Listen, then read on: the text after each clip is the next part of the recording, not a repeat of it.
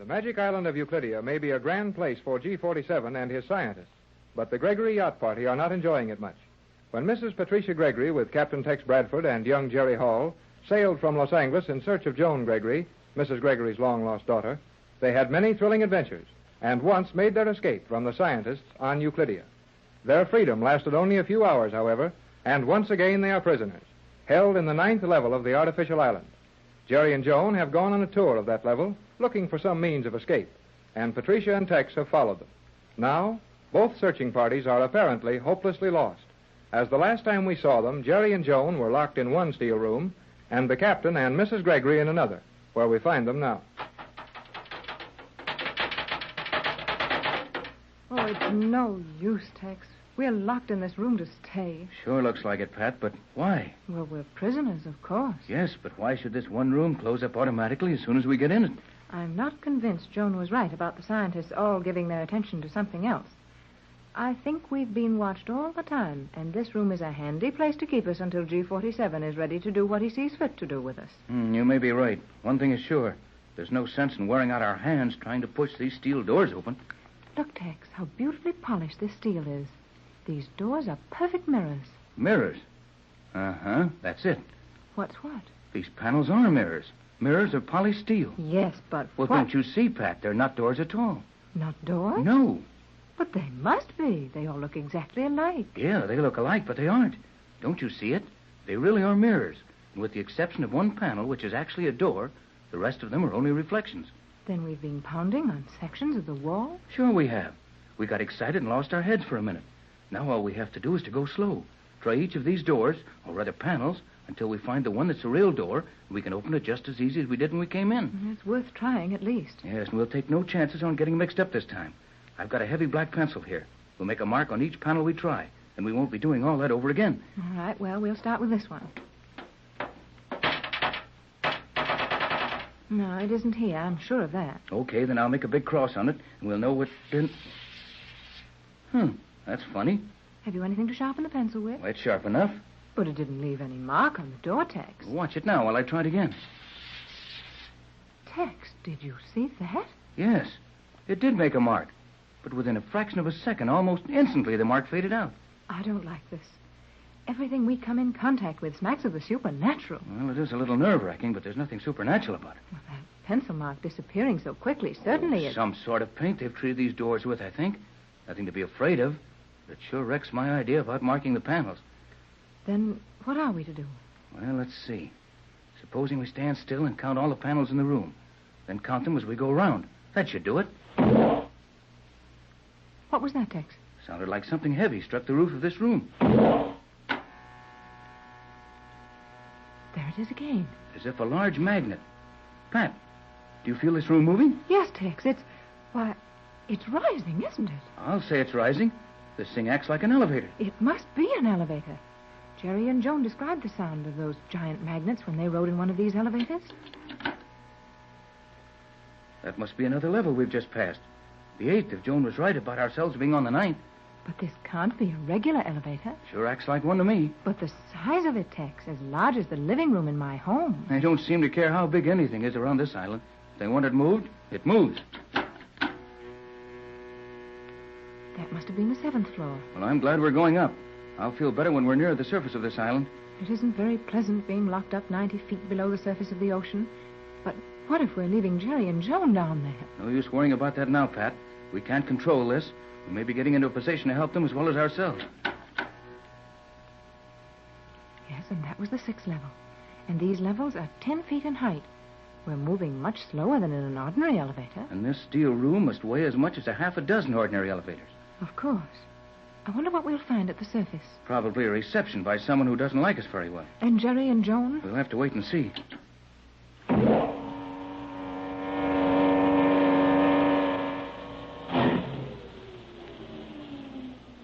That was the 5th floor. You mean this is the 5th floor? We're still here. Why, so we are. We've stopped moving. This must be as far as we're going. Look, Pat, that door is opening. Then we did try the right one. Opens easy enough when you know how. But who's opening it, Tex? No one. That whole ride of ours was automatically controlled, I believe. Something tells me we ought to get out of this elevator while we have a chance. Might decide to go down again. Very well, Tex, if you think it's wise. I think it's just as wise to get out here as it is to allow ourselves to be taken down to that 9th floor again. We didn't get out any too soon. Looks that way.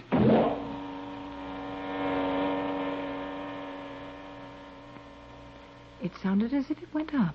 We might have stayed on it and reached the top of the island. I think we'll have a great deal more opportunity to look around here unmolested than we would have on the surface. No doubt of that. Let's start looking. Same thing here we had down below. Halls and halls full of shining steel doors. We don't know where any of them go. Joan said all elevator doors open toward the outer rim of the island. And if that's the case, we should be working toward the outside by going straight ahead. Right. We'll begin with this door in front of us.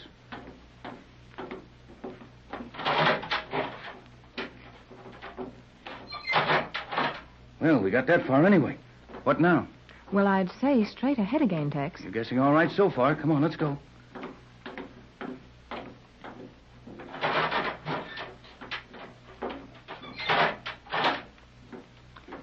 That's a queer-looking thing, Tex. Do you know what it is? I think it's the nose of one of the Euclidean submarines. Yep, that's what it is. We're in one of the submarine locks. That's the opening in the nose of the sub. Well, there doesn't seem to be anyone around. Would it be safe to look into the submarine? Why not? They might as well find us looking at that as at anything else on this island.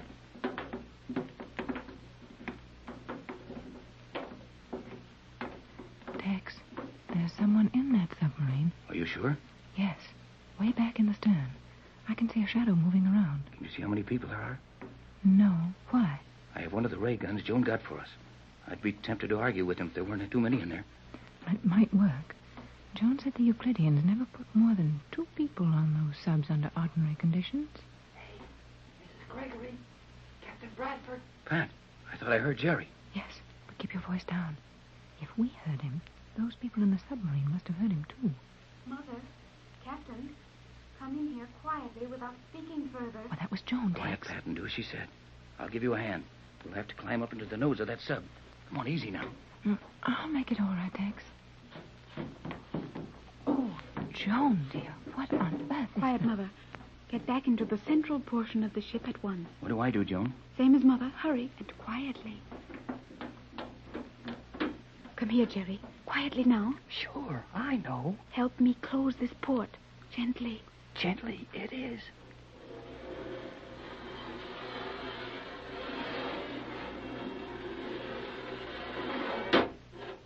Now lock that breech. Gotcha.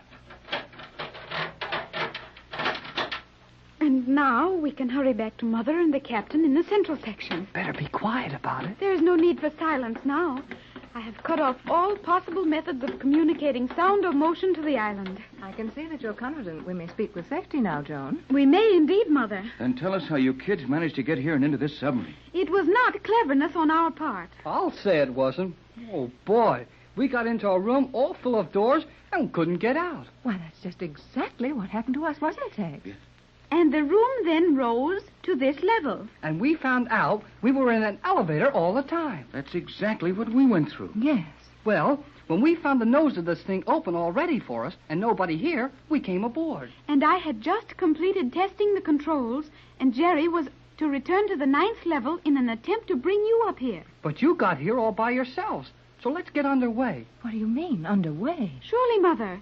You and the Captain sit back there where you will not interfere with the controls. Now, wait a minute. Hold on, Joan. You're not going to try to steal this Euclidean submarine. She's not going to do anything else but.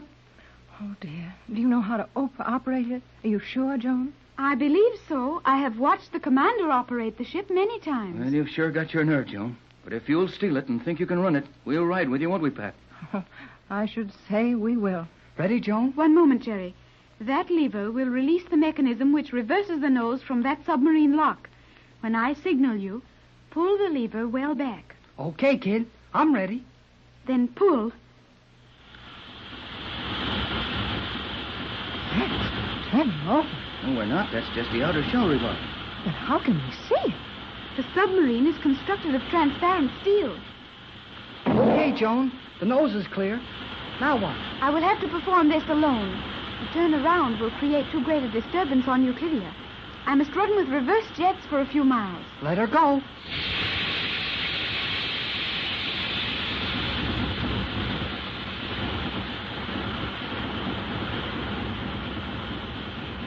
Joan, we're going very fast to be running backwards, aren't we? The speed is identical with the best forward speed. These submarines are reversible. We will soon attain the maximum speed of 48 knots. 48 knots? You mean this thing will make 48 knots an hour underwater? It sure will. This is the fastest submarine on the island. And it will operate at a depth of 1 mile, although not at that speed. But if we are pursued, I shall dive for the floor of one of the ocean canyons, and we will never be caught. Never be caught.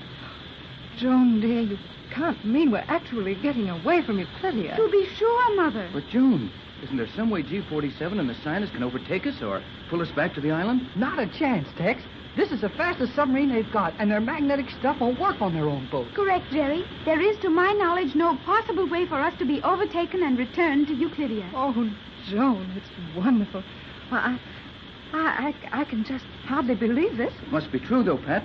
We're sure leaving that place behind. And I'm not doing any crying over it. That magic island is all right for the guys who run it, but I've had enough. I, too, have had enough, Jerry. I will proceed at full speed.